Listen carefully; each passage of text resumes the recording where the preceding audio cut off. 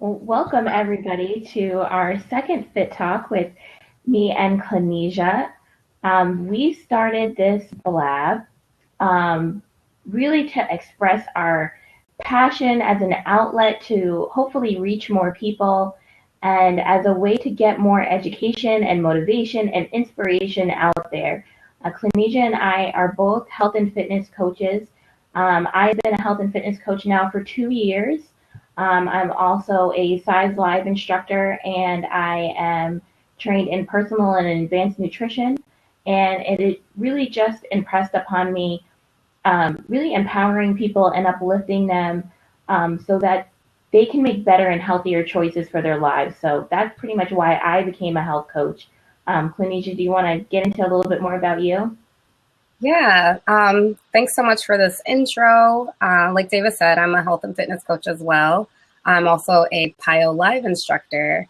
And I've been a health and fitness coach for just under a year now. And I've always kind of had a passion for fitness. And I always kind of shared my journey with other people and, gave different people tips. And so kind of just seemed natural to kind of move into the coach role officially. So that's kind of how I got here. And similar to what David said, just really love sharing my passion with other people. And, we live in a time where a lot of our kids are not as active as, we were in the past. We know a lot more about what to eat, what not to eat, and yet we still have so many kids that are growing up obese. So it's definitely one of my passions to kind of put an end to that and make sure that, all these kids have a chance to grow up with the knowledge of how to keep themselves healthy and fit throughout their entire life so they can live, long, healthy lives.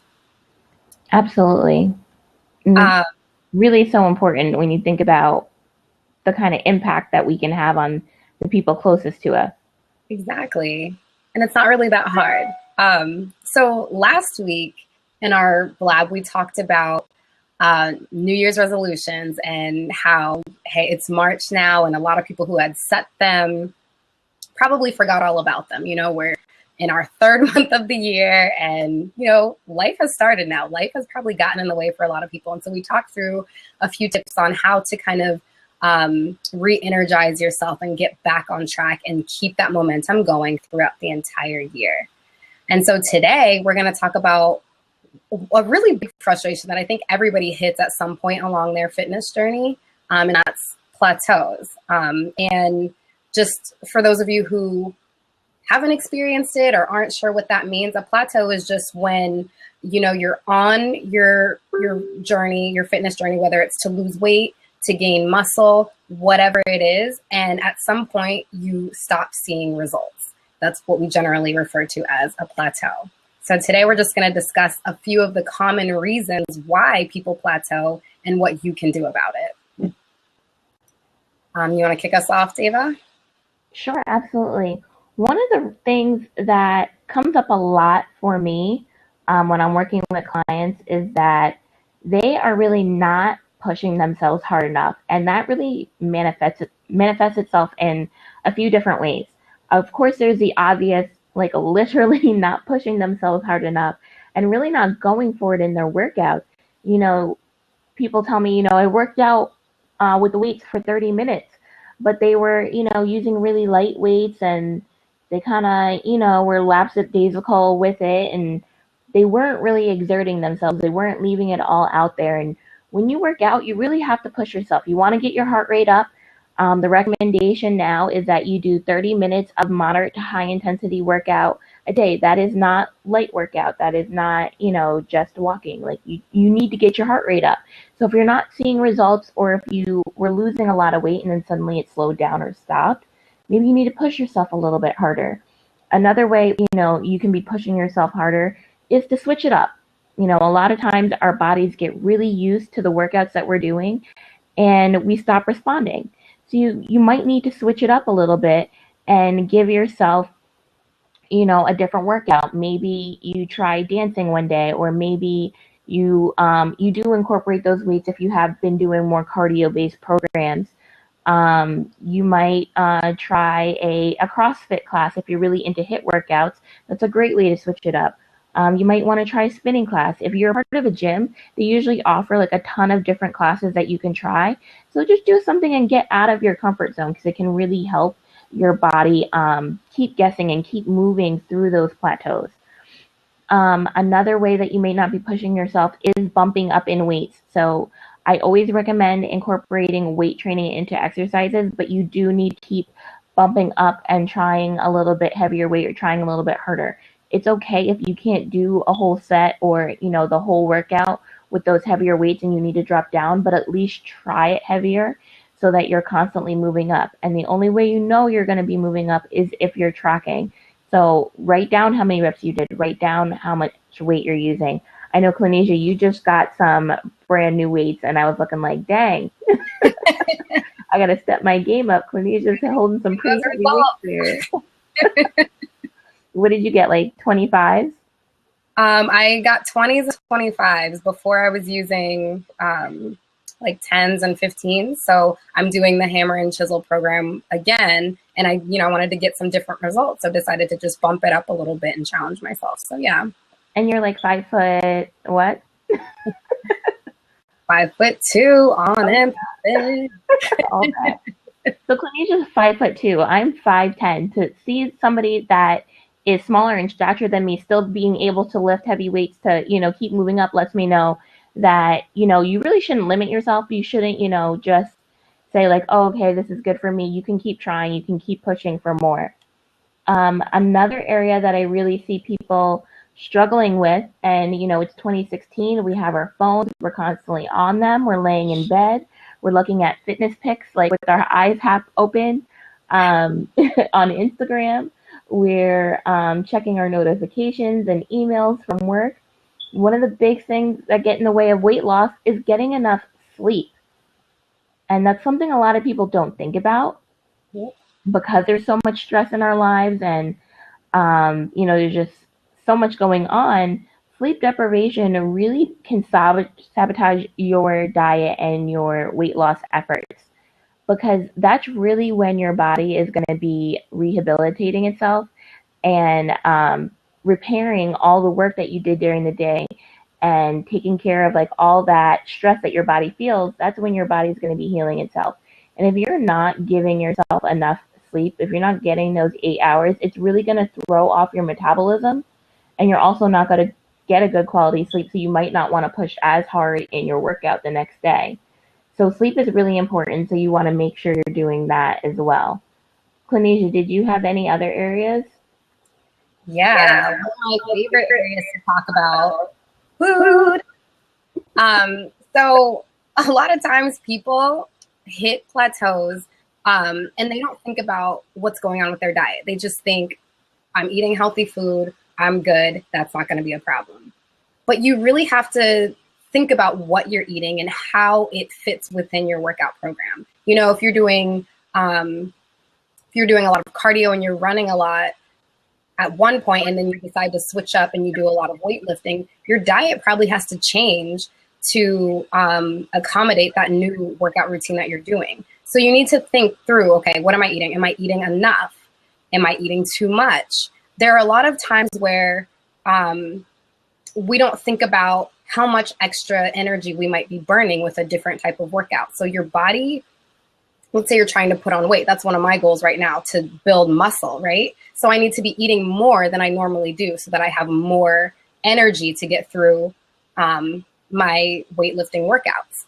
But if I go through several days where, I'm just eating minimal calories or eating, in a calorie deficit so that, I'm not eating enough, then I'm going to be losing weight. I'm not going to be gaining that muscle. There's no way I can do that. So you really have to pay attention to what you're eating.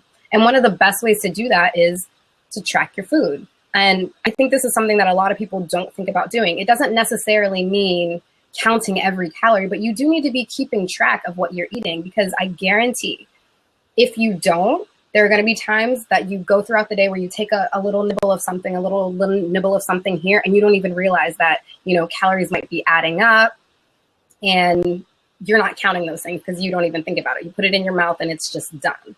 And I know I've done that several times. I have my niece here that I babysit all the time. And I find myself, if I'm, making her some chicken nuggets or something, I'm nibbling on those as I'm making them. And, it's just so easy to kind of not even think about that. I'm not, not at it, but who knows how many I could have nibbled on in a course of a couple minutes while I'm making her plate. So you have to think through things like that. And then another thing that you should think about is, how clean is your diet? Maybe you have been eating healthy, but you still have a lot of processed foods in your diet. And that's something that you might want to look at, especially once you get to a point where, you've lost most of the weight that you want to lose and you're really trying to tone up and you really want to start to see some muscle definition. You really need to start to look at exactly what you're eating and clean it up. And that's often what can help get you kind of over that slump. So that's food. The other thing that I want to talk about that's super, super important that I think not a lot of people think about in terms of plateauing is your water intake. That's something that's super, super important. Our bodies are made majority up of water, okay? So that means water is vital to almost every bodily function that we have. All of your organs need water to function daily, okay? So I don't know how much more I can say, like drink water, drink water, drink water. We know that, right? So a lot of times if you're plateauing, you can look at your water intake. How much are you drinking every day?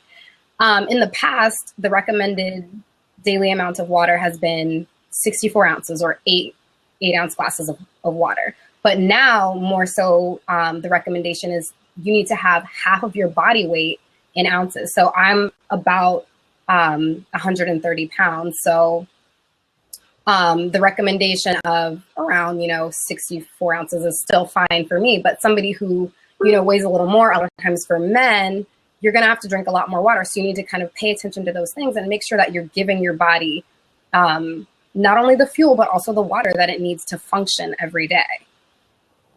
So I know that's a really hard one for a lot of the people that I work with. And we're always coming up with different strategies for how you can get yourself to drink more water, right? Whether it's infusing your water with fruit or coming up with some sort of system where every hour you make yourself drink a certain amount of ounces. Or if you have like a really nice water bottle that, you mark with different times. David got me a great one. Oh, it's right here. Somebody was actually asking me about that water bottle today.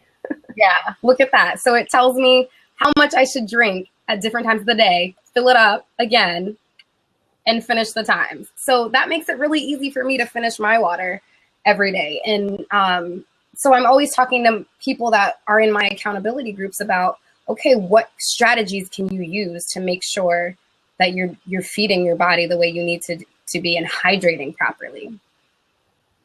So Dava, what kind of, what have you experienced kind of in your groups when it comes to like food and water? I'm sure that's, a big topic that you guys talk about and how it affects their weight loss goals when they start to kind of hit those areas where they're not progressing as fast. Well, it's funny, and especially given my background in nutrition, my first thing I always tell people to do is to send me their journals for the past, like, either send it for me for the past or you're going to start keeping track now and let me see at least 3 days. And it's so funny because a lot of times they aren't tracking, and that is so key. So you need to be tracking what weights you're using, how your workouts are, what you're eating, how much water you're getting. If you're not tracking all of that, you can't tell me what you did, then I can't tell you where you need help, so tracking is such a huge thing. And then one thing that I picked up in training was that it's really good to write down when you write down what you eat, to also write down your emotion behind it. And it's going to tell you certain triggers that cause you to, overeat or to indulge in that snack. And we looked at different people's food journals and we saw, was stressed out, boss gave me a new deadline, ate 5 pieces of chocolate from the company jar or whatever it was. And things like that happen all the time. So like for you, Plainesia, your trigger could be babysitting, and then you're exposed to your niece's food. And it's really funny because when you said that, I was like, ooh, that is definitely me, because I have a 6-year-old, and I call that paying the toll. Yep. So when she gets like a snack or something, I'm like, oh, you have to pay the toll, and I get one. But if it's not healthy or if it's not something that's clean or within my diet, that's something I need to be tracking and, being mindful of. And it's so easy to just ignore those things. Like, oh, it was just a chicken nugget. Or if you're at work, oh, it was a fun sized candy bar. Like, who cares? No, it matters. Like, we care. With the water, we talk a lot about infused water. And for me, infused water is very, I don't want to say decadent, but it's like very spa like for me. Like, I feel very fancy with my infused water. And I have about like three different fruit infusing water bottles. And I think my like most refreshing and spa like one is cucumber and mint. I've also done like strawberry and lemon, which is really good to like perk up your metabolism during the day and like curb hunger if you're feeling like extra ravenous that day. But there are different ways to keep it fun and keep it jazzy. So we like to talk about those things a lot in with my clients and in my groups. Yeah, I think that's so awesome. I know one of the things that is helpful for me with food is we have these little containers that we use. I know they were first introduced through like the 21-day fix system, but I think they come in almost any Beachbody workout these days. But they've actually been really helpful in not just portion control, which is I think the main reason that they were introduced, but just ensuring that you're eating enough food, especially for me, like I said, where my goal is to, increase my muscle and gain muscle or gain weight. Like, it's hard sometimes to figure out how much you should be eating, and I know with a lot of my clients that I talk to, like they map out how much they should eat in a day, and it's overwhelming. It seems like a lot, but what you have to get your mind around is the fact that when you're eating healthier food, when you're eating clean food, you can eat a lot more of it than you can of unhealthy foods, right? So if you're eating these unhealthy processed foods, a lot of times, the serving size is going to be a lot smaller, and you're used to kind of eating a certain amount because you want those things. But when you start to clean up your diet and like really start to move towards your goals, you can have a lot more of these healthier foods, fruits and veggies and lean meats and things like that. You can eat a lot more of it. So it seems like so much. And I feel like it's hard to, like, you would never think of it yourself, like, okay, this is how much I should be eating in a day. So those containers and that whole portion control system has been really helpful for me in making sure that I can stay on track with my goals. And it's just, another tracking system too. Just like if you were using an app, apps are really great. I used MyFitnessPal for a really long time. So I know that's a popular one. Like David said, if you just have a journal, paper and pen, old fashioned way, write down. It's great to just see what you're consuming on a daily basis. Sometimes that's all it takes for you to be like, whoa, oh my, like I'm eating this much, or really I only had 2 meals yesterday. Sometimes it just takes that visualization to just see what you're consuming.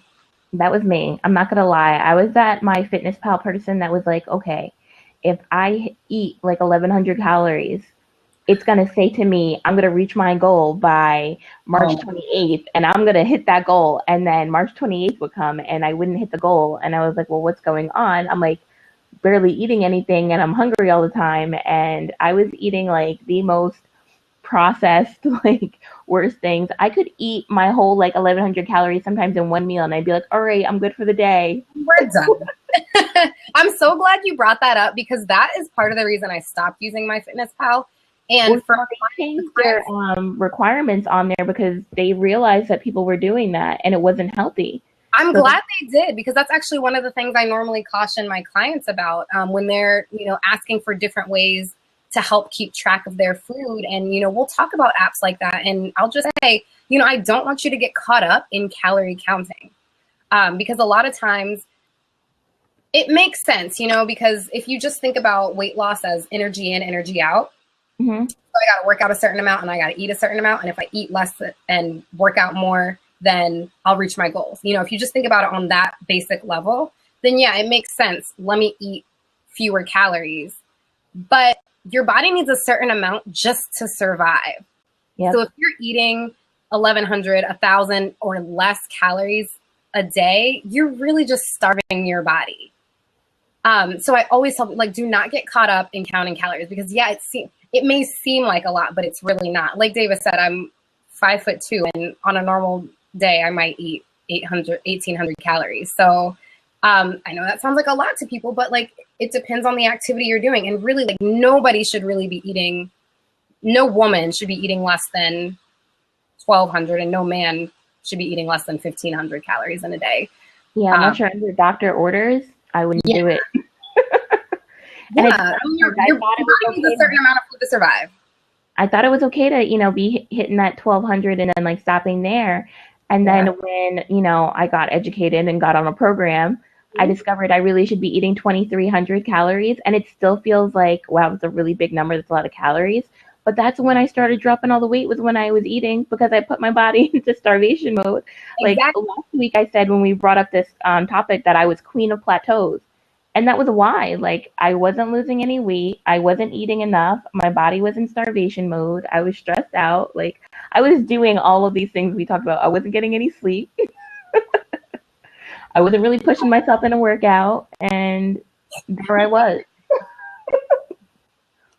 But that's so true. And especially like with the eating, if you, like, when you put your body in starvation mode, when you make your body feel like it does not know when the next meal is coming, those times that you do eat, it's going to store away more fat, knowing that it doesn't know when the next meal is coming. And so that's just counterintuitive to like what you're trying to do. Like, you're self-sabotaging by starving yourself, because your body's just storing more fat anyway. So absolutely, feed yourself. Learn the right amount that you need to eat, and eat, because you really do need to eat to live, but eat to lose. And if you don't know, or you're confused, or you need help, you can reach out to Clinesia or myself. Like, we'll help you, we'll walk you through it, we'll help you meal prep. Like, that is what we do as coaches. That is what our passion is. And the more people that we help, the more you guys can then turn around and pay it forward to somebody else. Exactly. And again, like I talked about it last week, one of my passions is making sure, I guess I talked about it this week too, but one of my passions is making sure that the kids, like the next generation, grows up, knowing the right things to do. So if we as adults and as parents don't know how to take care of our own bodies, how can we teach our kids how to do the same, So it's that same sort of idea of paying it forward, but just making sure that the next generation comes up with the same sort of, knowledge, and just able to take care of their bodies and just stay healthy. Yes. Pass down a good family medical history. Yes. Yeah. Something else that I wanted to mention that I was thinking about while you were talking about people not pushing themselves hard enough. Mm-hmm. And I know this is something that a while back, like way before I started lifting weights, I was one of those women who was like, well, I'm going to lift weights so I can tone up, but like, I don't want to lift too heavy because I'm not trying to be one of those like bulky looking women. And like, it's so funny now when I hear that, because it's the furthest thing from the truth. Like, really, like, lifting heavier weights is what's allowed me to get to a point, like the point that I am now. And I definitely don't think that I'm bulky at all. David, you've seen me in person. No. You're not. But it's what allowed me to get some of that muscle definition, in my legs and my arms, like that definition that a lot of us are looking for, especially as we start to have goals for, maybe we've lost the amount of weight that we want to lose, and now we're just trying to tone up. We want to look good in a bikini or whatever it is. We want to look good in a dress for a wedding or a graduation. Weights are really going to help with that. And it's not just those little puny, like 2 and 3 pound weights. Like, sometimes you need to really bump it up. So like we talked about earlier, like right now I'm using 20s and 25s for a lot of things. When I was in the gym last summer, when I would go to the gym all the time, I was lifting heavier because I was using the machines and lifting 50 upwards to 100 pounds, doing squats and different things like that. So that's one thing that I just want to make sure that nobody leaves here believing, no woman believes here believing that if you lift weights, even if you lift heavy weights, that you're going to get super, super bulky. It's just not going to happen. So don't be afraid of that. We might have to talk about that more another night, like Definitely. workout myth. Absolutely. But yeah, no, it was funny because when you were talking about the definition that you're seeing, I'm like, yeah, I remember that one time we went out and I was like, Cornesia had on a short dress and some heels, and I was like, those legs, girl. Hey, something's working then, right? Something's going on over there. But yeah, not bulky at all. So in a couple of minutes, we're going to open up the floor because we really want to know. We went over 4 of the most common reasons that people plateau, but there are so many different reasons. And I'm sure that you guys out there who are watching might have your own reasons why you guys have plateaued, and we want to know. Like, we want you guys to share. So in a few minutes, we'll open up a seat here. Just let us know if you'd like to jump on and share your experience. You know, what's the reason that you've plateaued in the past, and how did you get through it? So that's going to be coming up soon. So everybody get ready.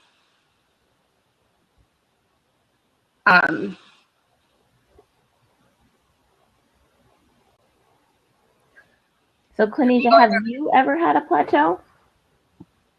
Oh, girl. I have. Which one? Honestly, you know what? So the most recent plateau I had was actually last year. So I was telling you guys earlier that I used to work out on the gym and I would lift heavy weights, and I was doing the same routine for a really long time. And I mean, it was a challenging routine. And I would, leave the gym feeling like I did work. But after a few months of doing the same thing, I would like weigh myself or take my measurements and realize that I wasn't really seeing any progress. My goal back then was to kind of build more muscle, but I wasn't seeing any results. So the most obvious thing, which I realized I needed to change, was my routine. So I started working on a different series of routines. So it was still weightlifting, but I would change it up every few weeks instead of doing the same thing month after month after month. And so that helped a little bit. And then after a few months there, I sort of plateaued again. And then that's about the point that I started to clean up my diet more. But I think too, like, people, like, once you lose a certain amount of weight, once you get to a certain level of weight loss and you don't have much more to lose, it's a lot harder to progress, and it's easier to get to plateau. So you really do have to pay attention to your routine and your food and your water intake and all these different things. How much sleep are you? You have to pay attention to all those different things, because it might be more, you might be more likely to hit a plateau quicker once you get to that certain point where you only have 5 or 10 or maybe 15 pounds to lose. It gets a little bit harder, and you really do have to stay on track. Yeah, those last 5 to 10 pounds are always the hardest. Those vanity pounds. Exactly. So that was my most recent plateau, but I've plateaued in the past before too. For similar reasons. I think for me, it is usually having to do with either the variety in my workout, just, kind of doing the same thing over and over again and thinking it's going to work, or something with my diet. Probably more so with my diet in the past, just because I really like to eat, and I think I've been slow to completely transition to clean eating, but I'm in a good place now. But in the past, like, I'd be like, as long as I'm working out, I'm fine. I can eat whatever. Not the case, guys. Not the case. Okay, so the floor is open if you guys want to share one of your plateaus. We talked about really underestimating your diet, not sleeping enough, not pushing yourself hard enough in your workouts, whether that be, switching up the routine or bumping up in weights, or just really, walking through and phoning in your workout. And also not drinking enough water. So there are a ton of reasons why you might plateau, but if you want to share one of the reasons you've plateaued and share your story, feel free to claim that open seat and we'll go ahead and accept you in there.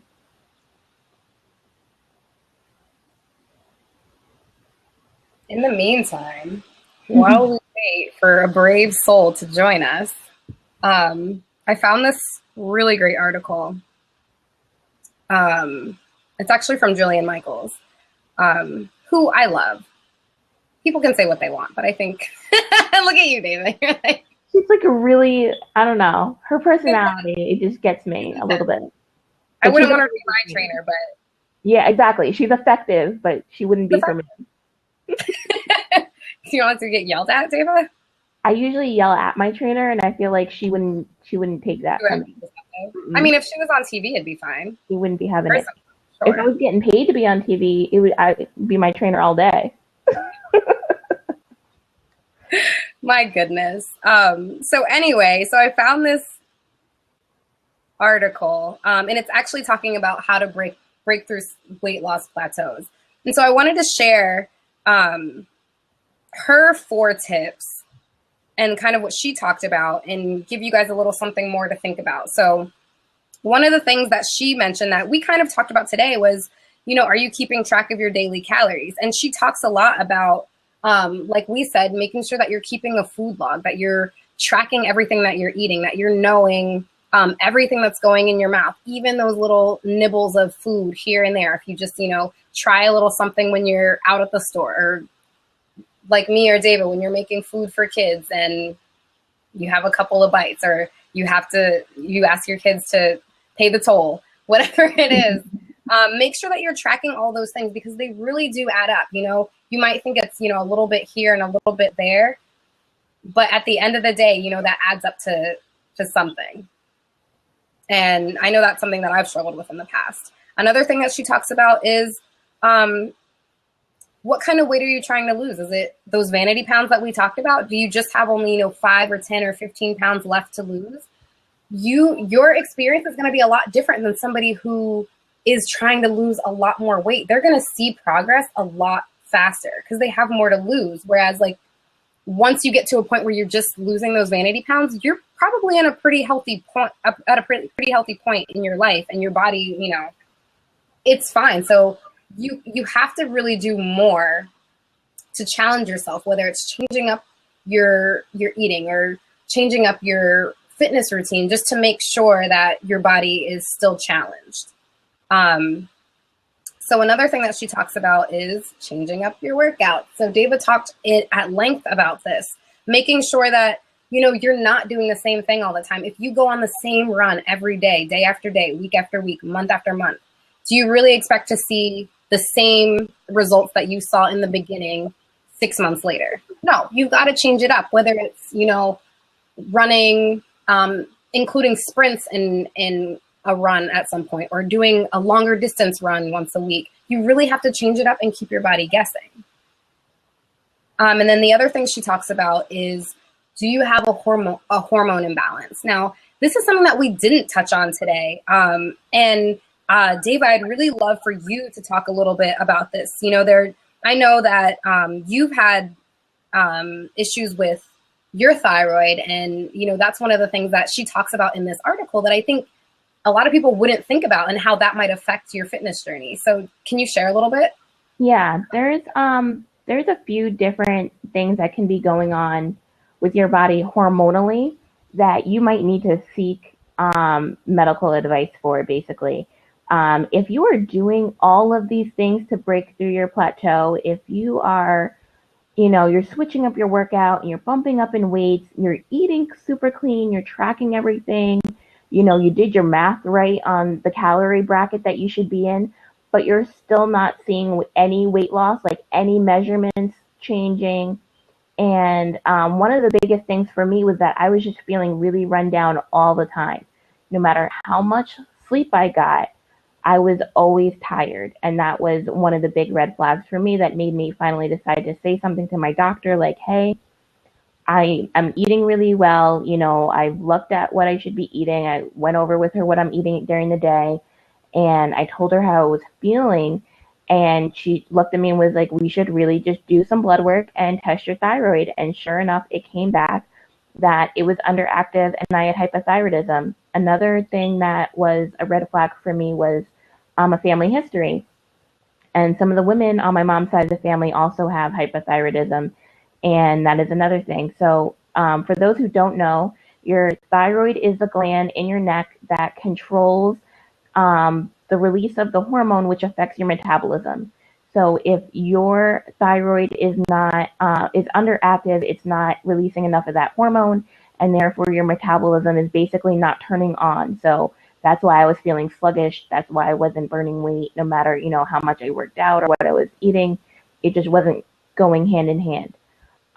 If you have a thyroid that is hyperactive instead of hypo, it's overactive and it's giving you too much of that hormone, then you're burning weight like that and you can't seem to, put on weight. And people might say to you, you're always so slender, or you're really skinny.